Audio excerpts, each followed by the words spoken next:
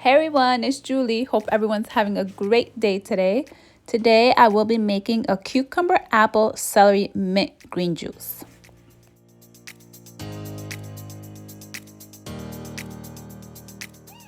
You'll need 2 cucumbers, 2 apples, 1 celery stalk, and a handful of mint leaves.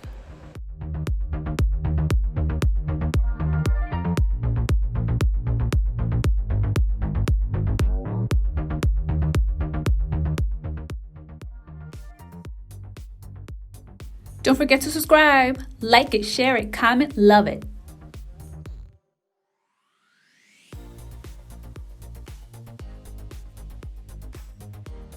In a juicer, add the cucumbers, apples, celery, and mint leaves, and juice.